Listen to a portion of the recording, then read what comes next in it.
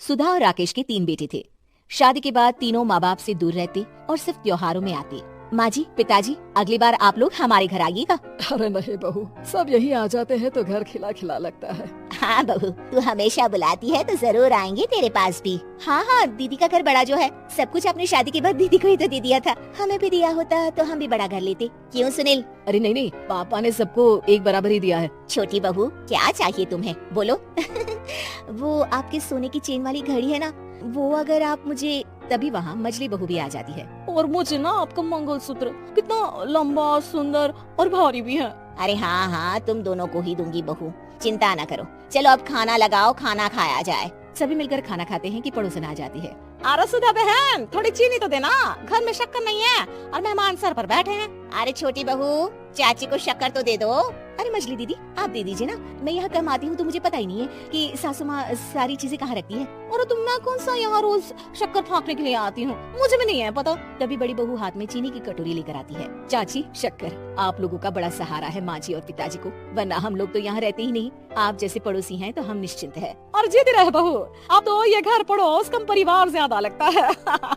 सुधा अपनी बड़ी बहू को देखकर बहुत खुश रहा करती थी। वो उससे अक्सर घंटों बात भी किया करती, लेकिन दोनों दूसरी बहुओं का भी वो समझती थी कि शायद छोटी है, वक्त आने पर संभल जाएंगी। समय आ जाता है जब सभी को वापस जाना होता है। माँ जी, हम लोगों की फ्लाइट पहले है, हमें इजाजत दे। वो सास के गले लगकर चली जाती है। थोड़ी देर बाद छोटी बहू कहती है, माँ जी, मैं ना ये सोफे के कवर और चादरें ले जा रही हूँ, यहाँ तो ऐसी ही पड़ी रहेंगी। हाँ हाँ बहू, ले जा, और कुछ चाहिए तो बोल। और तो चाहिए बहुत कुछ, पर चलिए कोई बात नहीं, अगली बार ले जाऊंगी मैं। ऐसे ही मंजली बहू भी घर का बहुत सारा सामान ले जाती है। सभी के जाने के बाद सुधा राकेश से कहती है, घर कितना सूना लग रहा है ना। हाँ, और खाली भी, तुम्हारी दोनों बहुएं सब बटोर गई। अरे ठीक है ना, हम दोनों ही तो हैं, कितना सामान लगेगा। फिर उन लोगों की नई गृहस्थी, इतना मत सोचा करे। समय बीतता है। ऐसे ही हर साल त्योहारों में सुधा और राकेश के बच्चों की बहू आते और जाते वक्त ढेर सारा सामान पैक कर ले जाती। लेकिन कुछ ही सालों में सुधा का देहांत हो जाता है। पिताजी, आप यहाँ अकेले क्या करेंगे, हम लोगों के साथ चलिए। अरे नहीं नहीं बहू, इस घर में सुधा की यादें हैं, मैं उसे नहीं छोड़ सकता हूँ। अब तुम लोगों की माँ नहीं रही। देख लो, वैसे तो मैंने उसके जीते जी सब कुछ दे दिया है, लेकिन कुछ उसका पर्सनल कीमती सामान था जो ये है, ले लो। सामान में होती है एक घड़ी और एक मंगलसूत्र। माँ जी ने कहा था कि वो ये घड़ी मुझे देंगी। हाँ हाँ पिताजी, माँ ने सबके सामने ये घड़ी सरिता को देने के लिए कहा था। उठा लो सरिता माँ की घड़ी। अब क्या था, छोटी बहू फट से घड़ी उठा लेती है। और पिताजी, ये मंगलसूत्र तो माँ ने मुझे ही देने को कहा था, याद है ना?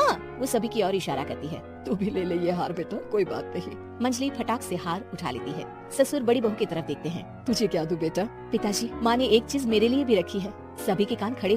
दोस्तों, अगर यह कार्टून वीडियो आपको अच्छा लगा है तो वीडियो को लाइक, सब्सक्राइब, शेयर, कमेंट करें। हो जाते हैं कि आखिर सास ने क्या रखा होगा बड़ी के लिए। अरे माँ जी तो दीदी से प्यार भी ज्यादा ही करती थी, हमेशा उनसे बात किया करती।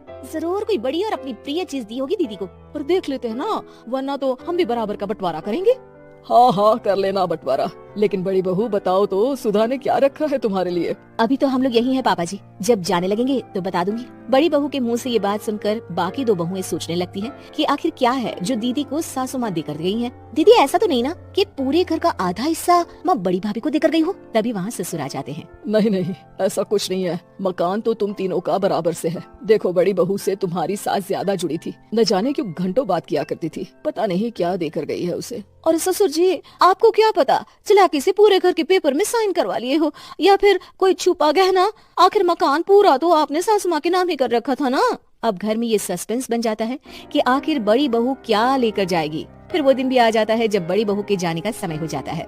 बेटा, परसों तुम चली जाओगी, बताया नहीं माँ ने तुम्हें क्या दिया? घड़ी और हार जो बेशकीमती था और तुम्हारी सास को सबसे ज्यादा प्रिय था, उसका तो बंटवारा भी हो चुका है। अब तुम्हारी बारी। हाँ पिताजी, आज मैं ये बात बताने ही वाली थी। माँ ने मुझे उससे भी बेशकीमती चीज दी है, और वो है आप। आपसे अधिक प्रिय उन्हें कुछ नहीं था। माँ चाहती थी कि आप मेरे साथ रहें। चलिए पिताजी। बेटा, मेरे पास तो कोई पेंशन भी नहीं है और ना ही कोई प्रॉपर्टी। लेकिन आपके पास संस्कार है पिताजी, जो मेरे बच्चे आपसे लेंगे, तो आपको ले जाने पर स्वार्थ ही है मेरा। चलिए ना पापा। सभी के सामने पिताजी, बड़ी बहू और बेटे की। दोस्तों, अगर यह कार्टून वीडियो आपको अच्छा लगा है तो वीडियो को लाइक, सब्सक्राइब, शेयर, कमेंट करें।